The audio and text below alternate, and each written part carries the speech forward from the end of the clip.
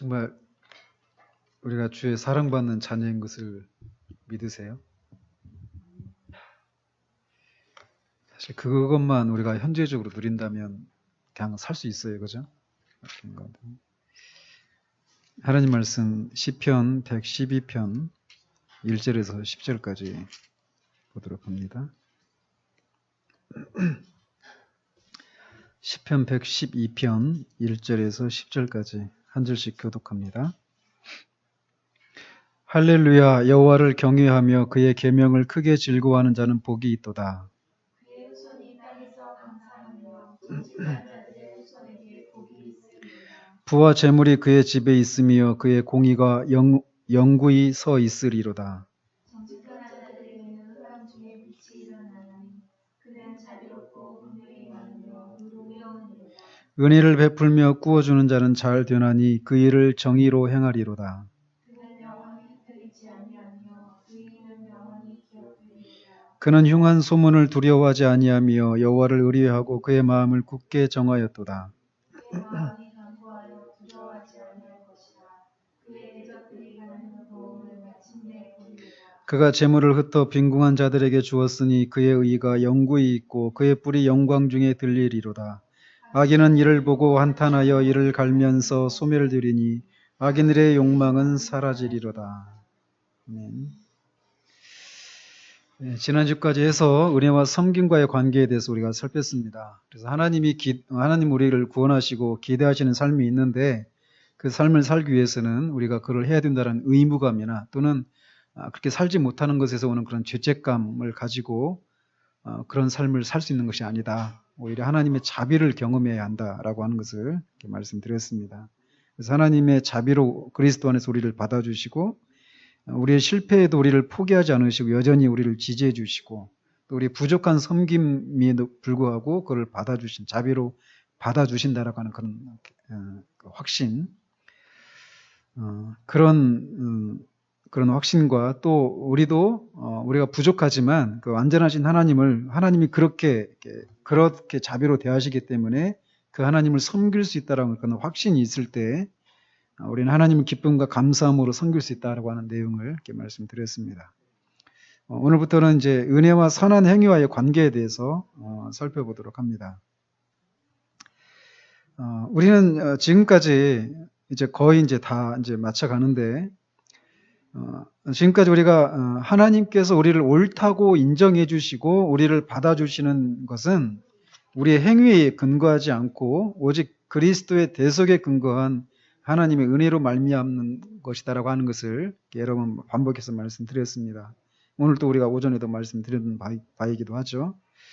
즉 우리를 향한 하나님의 은혜는 우리의 선행이라고 하는 그런 공로에 근거하지 않는다라는 거죠.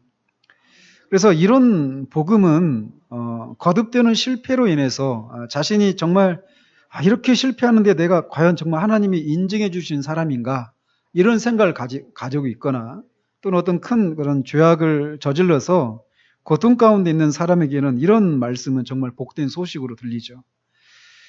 그렇지만 이 복음은 자칫 우리로 하여금 우리의 선행에 근거해서 우리를 향한 그런 가치 판단을 하지 않으신다면 구태여 그분을 섬기려고 애를 쓰는 것이 무슨 소용이 있는가 이런 무율법주의 이런 대로 이렇게 이어지게 할 수도 있다라고 하는 것을 우리가 주의를 하면서 들어야 됩니다.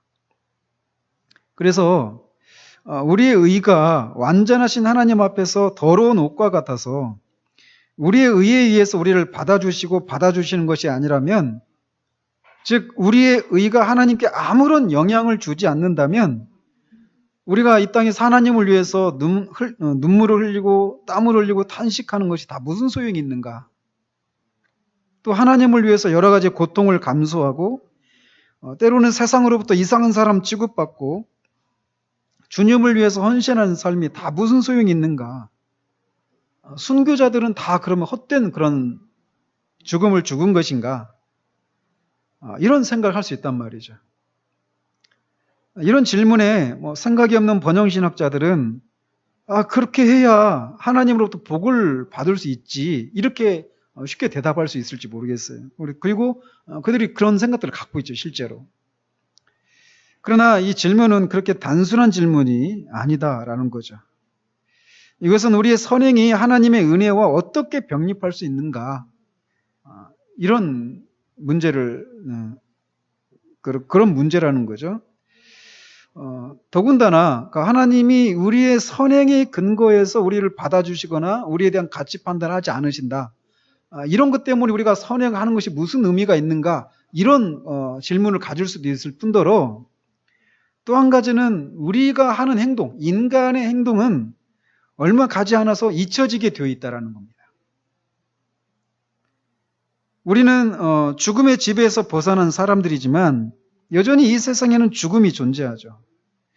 그래서 따라서 주님이 다시 오셔서 마지막 원수인 사망을 제거하시기 전까지는 모두 죽음을 통해서 사랑하는 사람들과의 아픈 이별을 경험해야 합니다.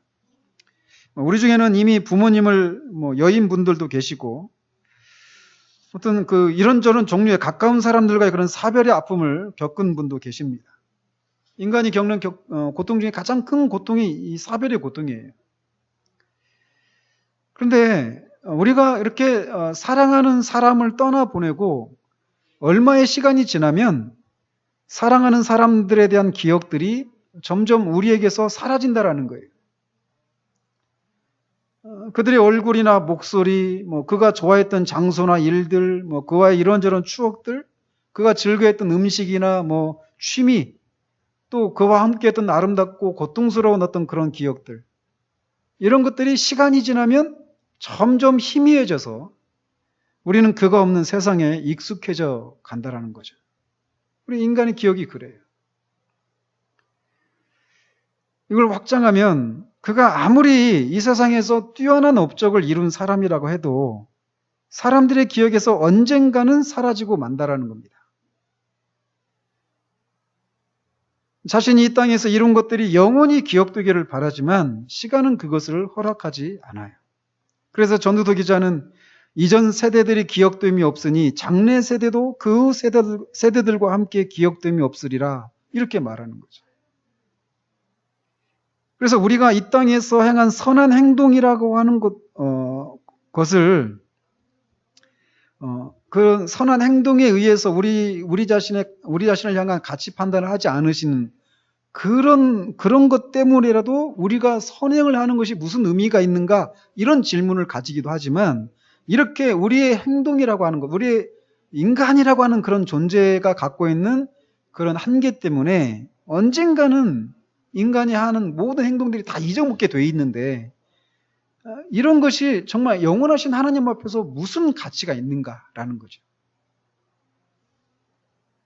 바로 이런 이유 때문에 신자의 삶에 있어서 선행의 의미가 무엇인가를 올바르게 이해하는 것이 필요하다라는 겁니다. 하나님의 자녀가 되는 것은 우리의 행위로 말미암지 않지만 선한 행위를 위해서 하나님의 자녀가 되었다는 사실을 성경은 얘기하고 있습니다. 다시 말씀드립니다. 우리는 선한 행위로 말미암아 하나님의 자녀가 되는 건 아니에요. 그러나 선한 행위를 위해서 하나님의 자녀가 된 사람들입니다. 그래서 디도서에서 얘기하잖아요. 선한 일을 열심히 하는 자기 백성이 되게 하기 위해서 우리를 그 모든 불의에서 깨끗게 하셨다라고. 하나님은 우리의 선한 행위를 통해서 영광을 받으시고 그분의 거룩하신 목적을 이루시고, 그렇게 또 하나님의 뜻을 이루는 우리에게는 이 세상에서 누릴 수 있는 많은 복을 내려주십니다. 하나님이 우리에게 이 세상에서 누리는 여러 가지 복을 우리에게 주신다, 이렇게 얘기할 때 우리는 이렇게 기복주의와 어떤 번영신학에 대한 어떤 일종의 알러지 반응을 우리가 하기가 쉬워요. 그렇지만 하나님은 분명히 그의 계명에 순종해서 선한 행위를 하는 자들에게 복을 내려주십니다. 물론 하나님의 복을 반드시 어떤 이 번영신학자들이 기복주의적인 그런 신앙에 젖어 있는 사람들이 추구하는 것처럼 어떤 현세적인 복이나 안락한 삶, 이것만 가지고 하나님의 복을 우리가 규정해서는 안 되겠지만, 성경은 분명히 얘기합니다. 하나님이 자기를 찾는 자들에게 상을 주시는 분이시라고. 하나님은 분명히 하나님의 계명에 순종하는 자들에게 상을 주십니다. 복을 주셔요. 이 세상과 내세에서 말이에요. 영적인 복만을 주시는 것도 아니고 또 현세적인 복만을 주시는 것도 아니에요. 그러나 분명한 것은 하나님의 뜻대로 우리에게 이런저런 복을 주셔요. 물론 우리가 그분의 뜻대로 의롭게 선한 행위를 한다고 해서 우리를 사랑하시는 정도가 달라진다거나 또는 그것이 공로가 되어서 그것 때문에 우리를 사랑하시거나 이런 건 아닙니다. 결코. 그렇지만 하나님은 우리가 의로운 행위를 할 때 그것을 인정하시고 상을 주셔요. 그래서 하나님은 우리가 그분의 형상을 닮아가고자 하는 그런 우리의 노력을 귀중하게 생각하시고 거기에 가치 부여를 해주신단 말이죠. 하나님은 우리의 행위를 기뻐하시고 그것을 통해서 영광을 얻으십니다. 즉 우리가 그분의 거룩하신 성품을 담는 것을 하나님이 원하신다라는 거예요. 하나님은 은혜로 우리 안에 의로운 삶을 살고자 하는 그런 동기와 능력을 부여하시면서 우리가 의로운 행위를 할 때 또 복을 주십니다. 오늘 본문인 시편 이 112편 1절에서 10절까지에서도 하나님이 선을 행하는 의인에게 복을 주신다라고 약속하고 있습니다. 하나님은 의인을 축복하실 뿐만 아니라 그를 영원하게 하신다라고 시편에서 얘기하고 있어요. 특별히 여러분들이 그 3절, 6절, 9절을 이렇게 보시면 이 시편 기자는 3절, 6절, 9절에서 영원히 존재하는 것 세 가지를 얘기하고 있습니다. 그래서 3절에 보시면 그의 공의가 영구히 서 있으리라 이렇게 말하고 있죠. 즉 그의 의가 그러니까 의로운 행위가 영원히 존재하게 된다. 영원히 존재하게 된다라고 먼저 말하고 있어요. 그러니까 의인의 의로운 행동 이것이 영원히 존재한다라는 거예요. 그리고 또 하나는 6절에 보면 의인은 영원히 기억되리라 이렇게 말하고 있어서 의인의 행동뿐만 아니라 의를 행하는 의인 그 자체가 영원히 존재하게 된다라고 얘기하고 있어요.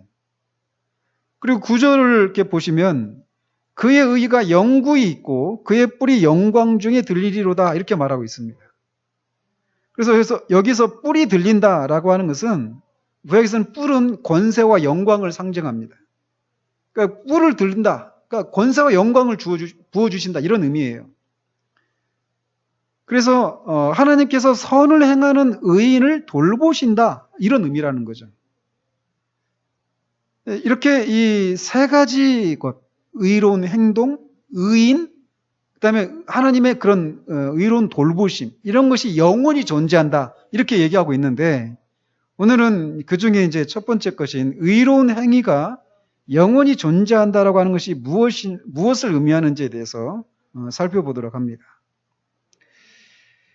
아무튼 우리는 이 시편 112편을 통해서 우리의 의로운 행위가 영원한 의미를 가지고 있을 뿐만 아니라 우리의 영원한 행복을 위한 하나님의 계획의 일부분이라고 하는 것을 깨닫게 됩니다. 그래서 이런 것을 우리가 깨닫게 됐을 때 그냥 일시적으로 왔다가 사라질 것들에 대해서 그런 것들을 위해서가 아니라 영원한 목적을 위해서 하나님을 섬길 수 있게 돼요. 그래서 하나님은 시편 기자가 말한 것처럼 하나님께 복종하는 자에게 땅 위에서도 복을 내려주셔요. 하지만 말씀드린 것처럼 하나님의 이 복을 물질적인 번영 또는 개인적인 안락한 삶 이런 관점에서만 생각하는 것은 잘못입니다.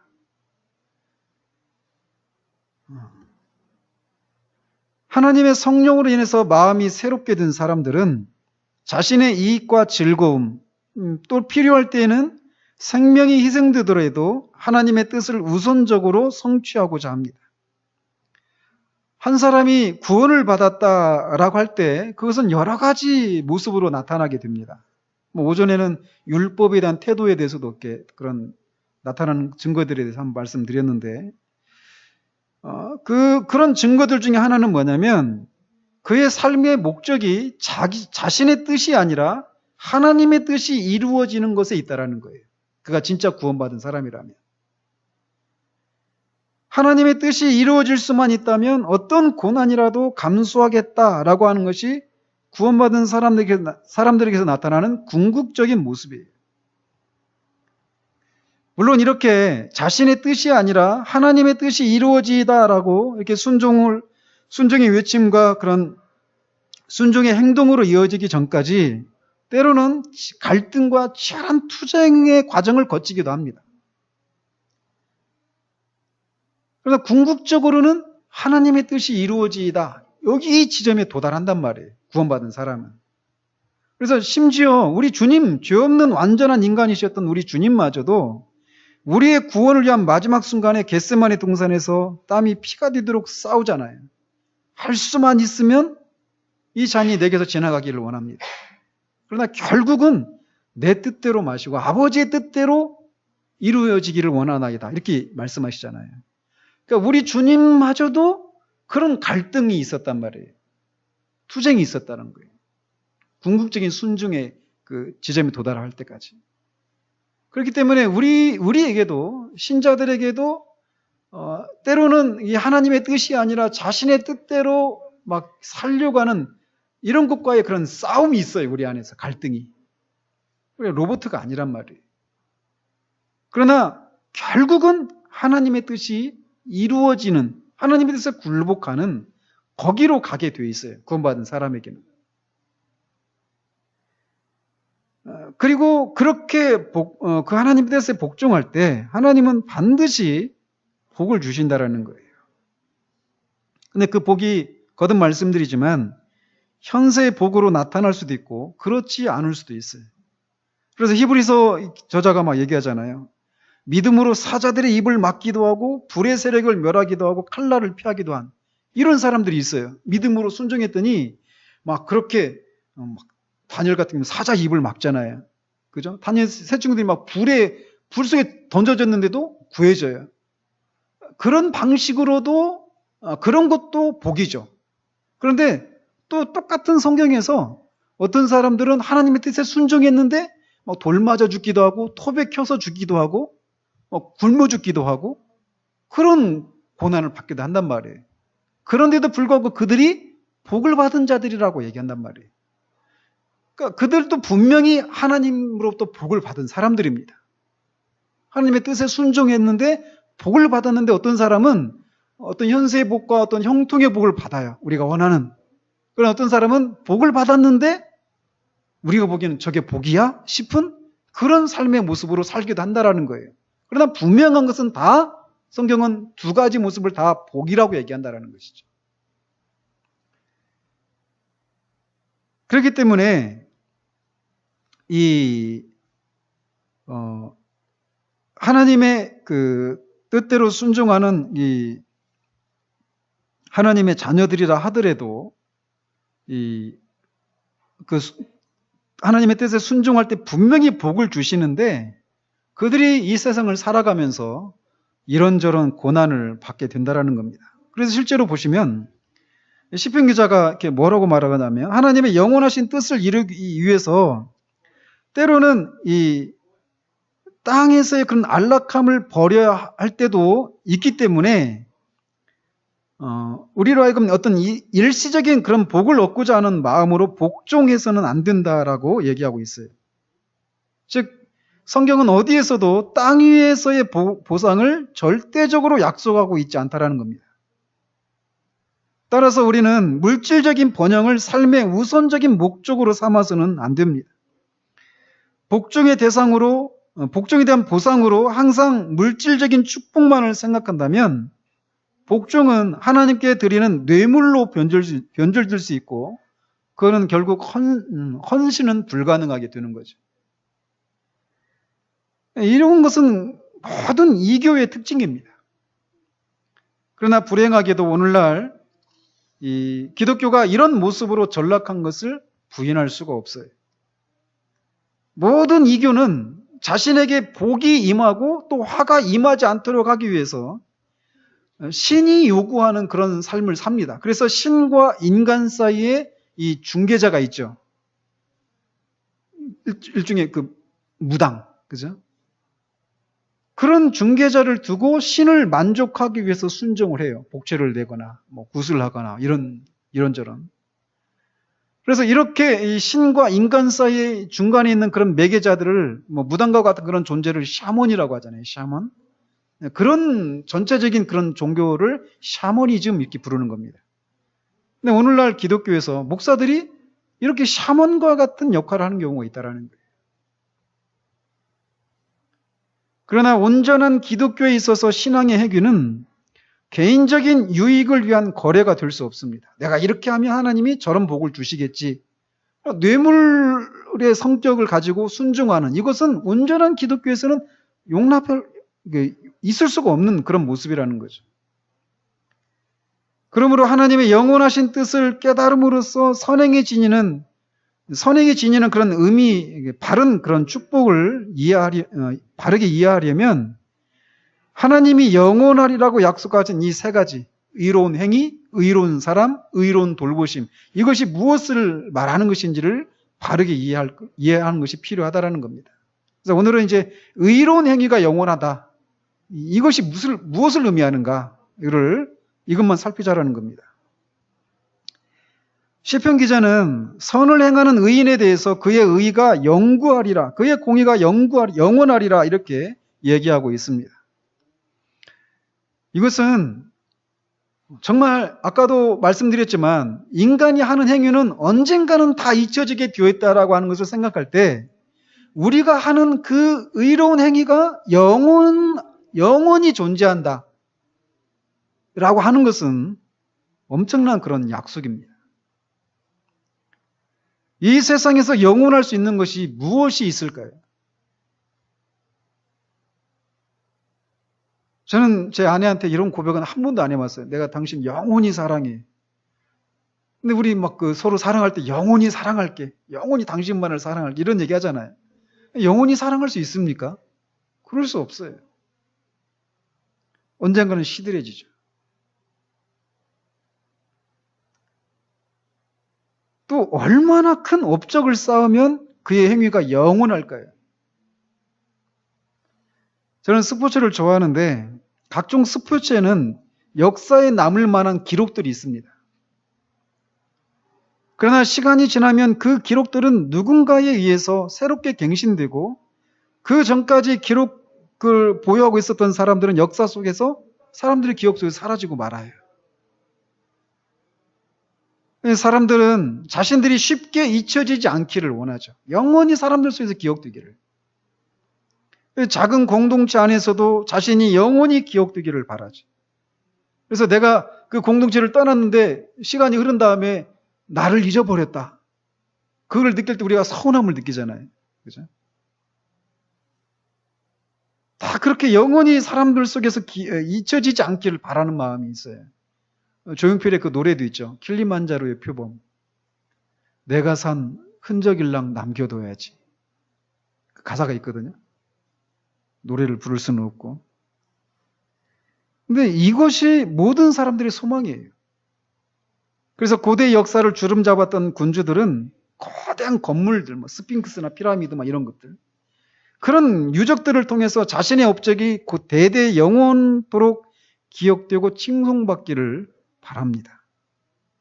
그래서 그런 유물이 남아있지만 그 사람에 대해서 우리가 얼마나 기억을 하고 있을까요? 이 세상에서 아무리 위대한 업적이라 하더라도 인간이 이룬 것은 영원히 지속될 수 없습니다. 바로 잊혀지진 않겠지만 언젠가는 다 잊혀질 수밖에 없는 그런 한계를 지니고 있다는 거예요. 인간의 행위라고 하는 것이. 그런데 이 인간이 행한 일이 이렇게 일시적인 그런 성격을 지니고 있음에도 불구하고 영원히 존재할 수 있다는 거예요. 그것이 바로 의로운 행위다라는 겁니다. 어떻게 그 의로운 행위가 영원히 지속될 수 있는가? 그것은 자자손손에게 의로운 행위가 영원한 영향을 미치기 때문이다라는 것이 2절에서 말하고 있는 거예요. 시편 저자는 의인의 후손이 땅에서 강성하게 될 것이며 라고 말합니다. 또 3절에 부와 재물이 그의 집에 있을 것이다 라고 말합니다. 의인의 그 의로운 행위가 그의 자손에게 영향을 미친다라는 거예요. 그래서 의인의 후손이 땅에서 강성하고 부와 재물이 그 집에 있을 것이다 이렇게 말하는데, 이거는 히브리인들이 하나님으로부터 복을 받았다라고 말할 때 전형적으로 쓰는 표현이에요. 그래서 이 표현이 이 문자 그대로 의인의 자손들이 아무런 근심 걱정 없이 무사태평한 그런 삶을 살게 된다라고 하는 것을 의미하지는 않아요. 그것을 입증하는 것이 뭐냐면 4절에서도 보면 정직한 자들에게는 흑암 중에 빛이 일어나나니 이렇게 말합니다. 즉 흑암이라고 부를 수 있는 어려움을 당한다라는 거예요. 그런데 그런 흑암 중에 빛이 일어난다 이렇게 얘기하는 거죠. 흑암 자체가 없고 항상 빛만 있다 이렇게 말하지 않는다라는 거죠. 또 5절에서도 은혜를 베풀며 꾸어주는 자는 잘 된다. 이런 얘기에서도 우리가 알 수 있는 것은 의인들도 이렇게 은혜를 베풀며 꾸어주고 싶지 않은 그런 유혹을 받을 수 있다는 거예요. 또 6절에 영혼이 흔들리지 않는다라는 얘기는 이 평정이 깨질 수도 있다는 거예요. 또 7절에 흉한 소식을 들을 수도 있다는 겁니다. 또 8절에서는 그의 대적들로부터 위협을 당할 수도 있다는 것이 함축되어 있는 거예요. 따라서 2절, 3절에서 의인의 후손들이 모든 것이 잘 되고 무사태평한 삶을 살게 된다라고 하는 것을 말하지는 않는다는 거죠. 딱 이것이 하나님이 복을 주신다라고 할 때 히브리인들이 전형적으로 쓰는 어떤 그런 관용적인 그런 표현이라는 거예요. 근데 어쨌든 하나님은 이 선한 백성의 가정이 아무런 문제도 없고 항상 잘 되어갈 것이다 이렇게 약속하지는 않아요. 그럼에도 불구하고 시편 저자는 개인의 의로운 행위가 그 가정과 자손에게 대대로 영향을 미치게 될 것이고, 그것이 하나님이 우리를 축복하는 방법 가운데 하나라고 하는 사실을 강조하고 있습니다. 그래서 경건한 삶이 세상이 줄 수 있는 다른 무엇보다도 더욱 견고한 가정의 기반을 확립하게 된다라고 얘기하는 거예요. 그러니까 내 어떤 하나님 앞에서 내 신앙이 하나님 앞에 경건하고 의로운 그런 신앙을 내가 살면 이것이 내 후손에게, 자손들에게 이런 것들이 영향을 끼친다라는 거예요. 그래서 브라이언 제플이 이제 한 예를 이렇게 드는데, 그분의 교회를 섬겼던 이 스튜어트 페린이라고 하는 목사님 얘기를 하더라고요. 근데 이제 그분이 어떤 분이냐면, 이 페린 목사님이 이제 소천을 했는데 그 장례식에 두 아들이 목사였어요. 또 두 아들이 장례식 설교를 이제 했다라는 거죠. 우리나라에서는 잘 보게 드문 모습이죠. 아버지 장례식에 아들이 설교하고. 참 저는 굉장히 이렇게 좀 막 그래요. 좀 도전이 돼요. 근데 어쨌든 그 장례식에서 이제 그 소천한 그 페린 목사의 두 아들도 다 목사인데, 거기서 이제 자기 아버지의 신앙에 대해서 얘기를 하는 거예요. 그러면서 그 아버지가 불과 4살 때 그 아버지 엄마, 그러니까 이제 그 장례식 설교하는 그 목사들의 할머니죠. 그죠? 외할머니. 할머니인가요? 할머니죠. 그죠? 네. 할머니가 아주 자기 아버지가 이제 4살밖에 안 됐을 때 암에 걸려서 이게 투병하는 중에 독감에 걸려서 이제 소천을 한 거예요. 그래서 암에 걸렸는데 이제 아주 경건하고 신실한 그런 할머니였는데, 젊은 나이에 이제 죽게 됐는데 뭐 너무 가난해가지고 자식들한테 물려줄 재산 같은 것이 아무것도 없었어요. 그리고 너무 가난했기 때문에 그냥 뭐 병원에도 못 가고 기도하는 것밖에는 할 수 없는 그런 상황이었다라는 거예요. 그러면서 이제 죽어가는 도중 임종할 때 이 4살 난 아들을 이렇게 부르고, 비록 그에게 물려줄 세상의 그런 보화를 가지고 있지는 않지만 하늘나라의 기업은 남겨주고 떠날 것이라고 말했다라는 거예요. 그러면서 그 4살 난 아들에게 이 말씀을 주셨다라는 거예요. 이사야서 41장 10절에 두려워하지 말라, 내가 너와 함께함이라. 놀라지 말라, 나는 네 하나님이 됨이라. 내가 너를 굳세게 하리라. 참으로 너를 도와주리라. 참으로 나의 의로운 오른손으로 너를 붙들리라. 이 말씀을 이제 4살밖에 안 된 아들한테 주고 떠나간 거예요. 그러면서 이제 페린 목사는 이 말씀을 그 일생 동안 간직했다고 합니다. 그리고 이 얘기가 그의 2 아들, 그리고 그의 아내들, 며느리죠. 그리고 손자들까지 이 얘기가 계속 경건한 자기 할머니가 어떻게 이 신앙의 유산을 넘겨주고 갔는지에 대해서 계속 얘기가 되어져 가는 거예요. 그들 가문이 부자가 되었다거나 또는 모든 사람이 부러워할 만한 가정이 되었다라는 것을 말하지는 않지만, 이 페린 목사의 이 어머니에 관한 이야기가 이렇게 가문 대대로 전해져 오고 있다는 사실 자체가 그 할머니의 의로운 삶이 주님을 사랑하는 후손들에게 영원히 살아남아 있다라고 하는 증거라는 거죠. 그녀의 생애는 비록 짧았지만 그녀의 의로운 삶은 후손들에게 대대로 이런 식으로 영향을 끼치고 있었다라는 거죠.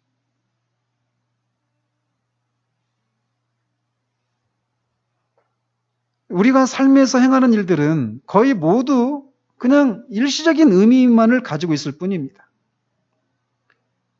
그래서 실제적으로 일생 동안 우리의 삶에 영향을 끼칠 수 있는 그런 일들은 사실 매우 드물어요. 우리 인생 가운데서.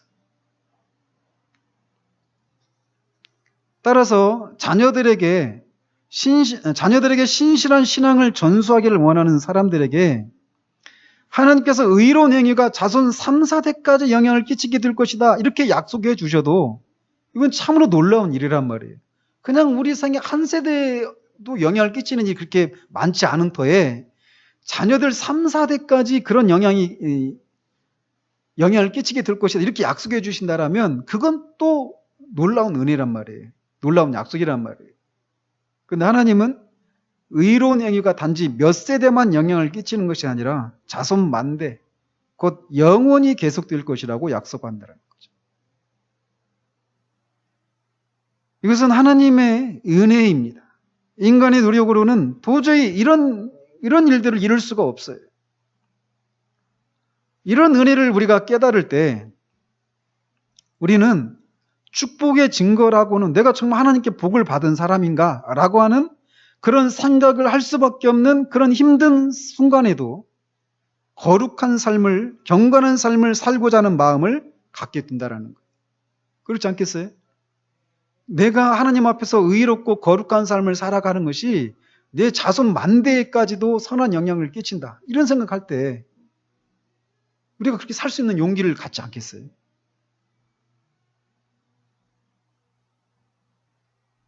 의로운 행위가 자손 만대에 영향을 끼칠 뿐만 아니라 가정에 축복을 가져다 준다는 하나님의 이런 약속을 우리가 믿는다면 우리는 삶에서 무엇을 가장 우선적으로 해나가야 할지를 알게 됩니다. 무엇일까요? 그것은 가정을 돌보고 자녀들에게 신실한 신앙을 전수하는 것, 이것이야말로 가장 중요한 일이라고 하는 것을 깨닫게 됩니다. 돈보다 일보다 중요한 것이 가정입니다. 물론 일을 선택할 거냐 가정을 선택할 거냐 양자택일의 문제는 아니에요. 다 중요하다라는 거죠. 특별히 한국교회 같은 경우에 저 목사도 마찬가지죠. 우리는 가정을 희생해서라도 목표에 전념해야 한다는 생각이 지배적이죠. 한국교회 전체적인 그런 풍토가. 또 교인들에게도 그것을 은여 중에 강조하죠. 그죠? 그래서 가정을 돌보는 것보다 교회 일에 더 힘을 쓰고 교회에 더 많은 하나님의 일에 더 많은 일을 섬김을 해야 된다. 이런 생각들이 있어요. 그러나 교회를 주신 분도 하나님이시지만 가정도 하나님이 주셨다라는 거예요. 그래서 이 두 가지 영역에서 우리가 신실해야 되는데 이것이 소홀히 여겨지는 그런 경향이 있습니다. 한국교회 안에서. 우리는 일과 가정에 대한 의무를 균형 있게 이루어 나갈 때 하나님을 영화롭게 할 수 있어요. 하나님이 이런 열심을 대면서 가정은 돌보지 않는, 또는 정반대도 마찬가지고. 그래서 이 한창 부모가 필요한 시기를 지나는 자녀들과 함께 지내고 그들에게 실제적인 신앙을, 하나님을 의지하고 하나님과 동행하는 그런 실제적인 신앙을 물려주는 것은 이 땅에서 너무나 중요한 의무라고 하는 것을 잊지 말아야 됩니다. 나중에 하나님이 묻지 않으시겠어요? 뭐 하다고 왔니? 가족을 부양하기 위해서 열심히 일하다가 왔습니다. 이렇게 말할지 모르지만 가족을 돌보는 일에, 그들에게 특별히 신실한 신앙을 물려주는 일에 소홀히 했다면 우리가 생각하는 것처럼 인생에 대한 그런 평가가, 우리 자신의 인생에 대한 평가가 그리 후하지는 않을 것이다라는 거죠. 우리의 의로운 행위가 자손 대대로 영향을 줄 수 있다는 말씀을 기억할 때 우리는 명예나 돈벌이를 위해서 투자하는 시간을 줄이고 가족을 먼저 생각하는 마음을 가질 수 있습니다. 근데 더 놀라운 것은 시편 기자가 의로운 행위가 자손 만대에 영향을 끼칠 뿐만 아니라 의로운 행위 그 자체가 영구하다라고 말하고 있다는 거예요.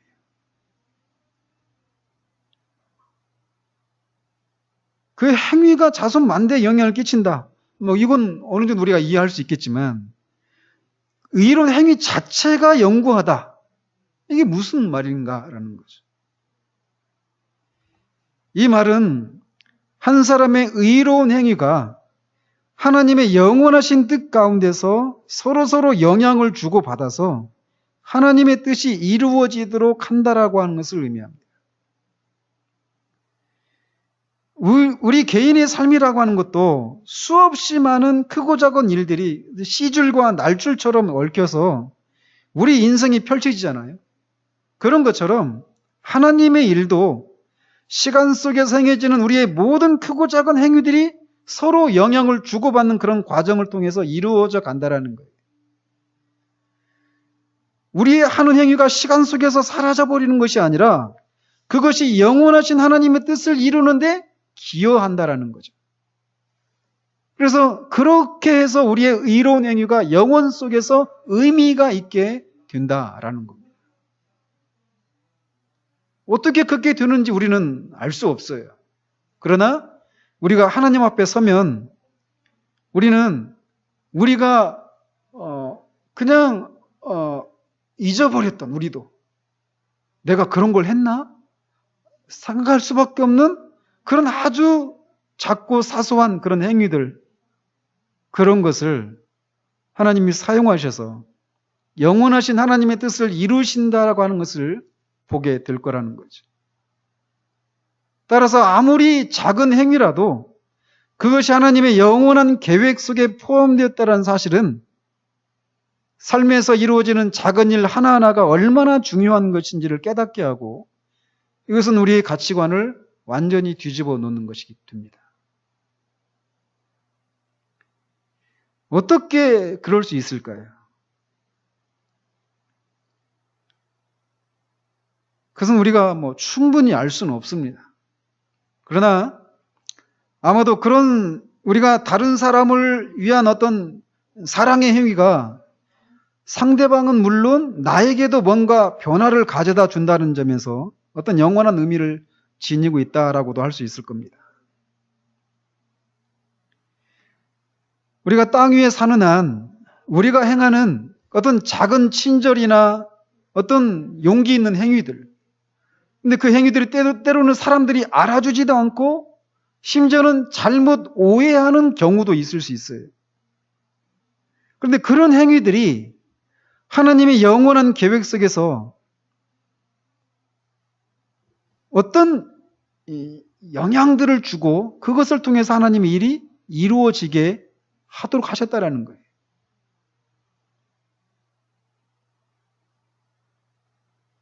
그래서 우리가 행하는 선행이 우리가 생각하는 것보다 더 큰 의미를 가지고 있다는 겁니다. 이런 것을 생각하게 되면 우리는 세상이 알아주지 않더라도 기꺼이 선한 일을 행할 수 있고, 다른 사람은 하거나 말거나 신경 쓰지 않고 우리 자신을 희생하는 일들을 할 수 있어요.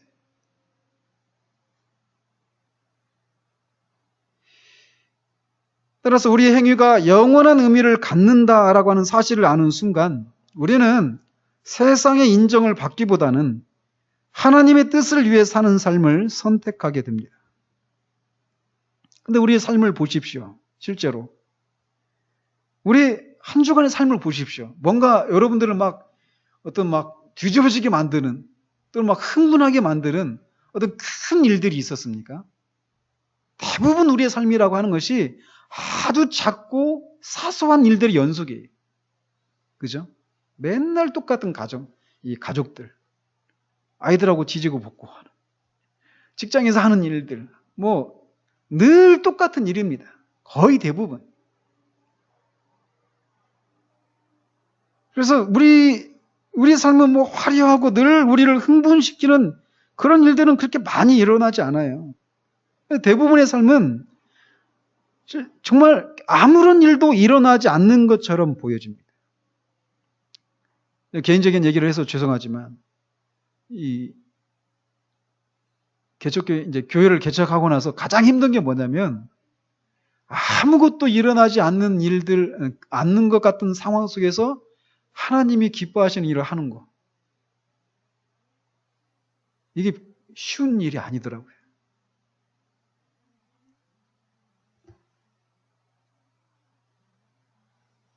근데 그런 삶을 우리가 살아갈 때 과연 우리가 하나님이 기억하실 만한 어떤 일을 했는가? 이런 질문을 할 때 뭔가 기억에 남을 만한 일이 없어요. 대부분. 그래서 내가 하나님이 기억하실 만한 일을 뭐 했지? 이런 생각할 수 있단 말이에요. 대부분 화려하고 흥분되는 일이 아니니까. 작고 사소하고 미미하고 늘 반복되는 그런 일들이 대부분이니까. 그러나 우리가 매일의 삶 가운데서 기억도 하지 못하는 다른 사람을 향한 어떤 아주 작은 친절, 사랑, 그런 우리 하나님 앞에서 어떤 정직하게 행하는 그런 행동들, 이런 것들이 영원한 의미를 갖는다라는 거예요.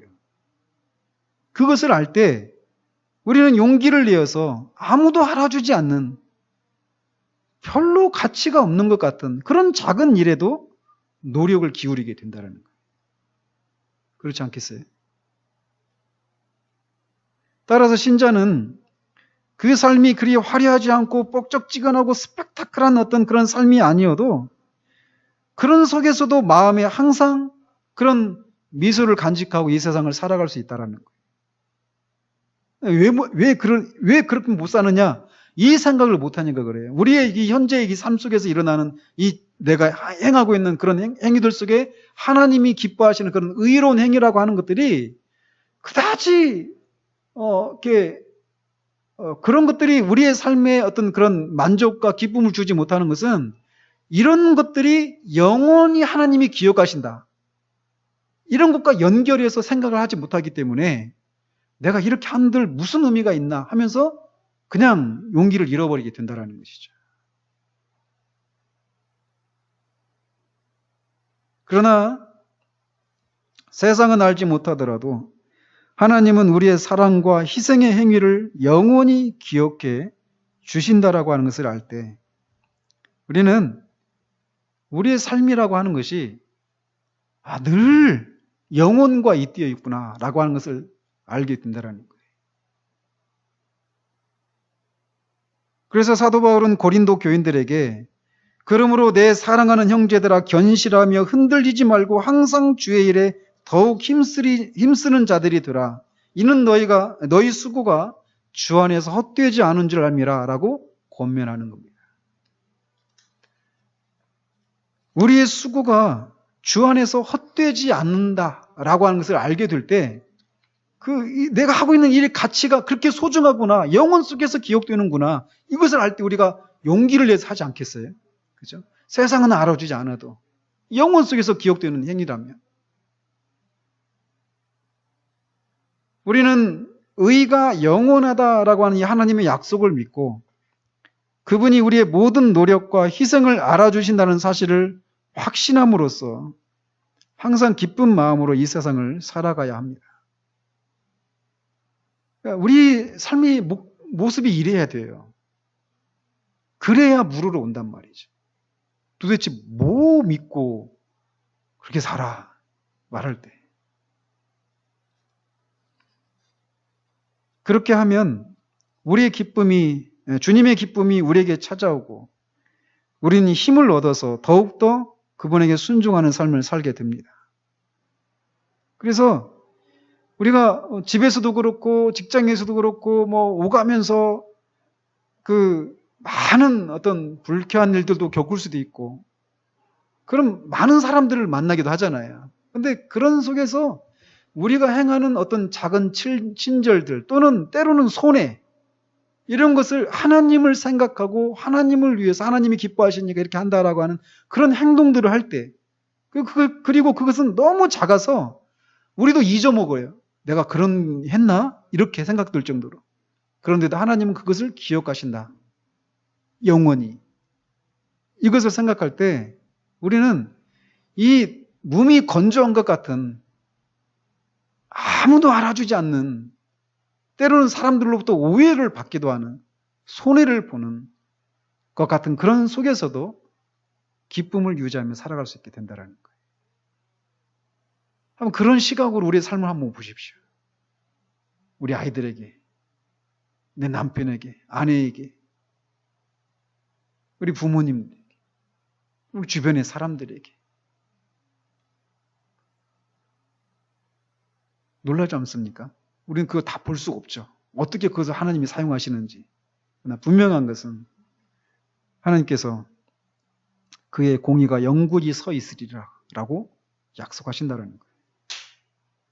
그런 생각을 가지고 이번 주도 우리가 우리의 삶을 살아갈 수 있기를 바라요.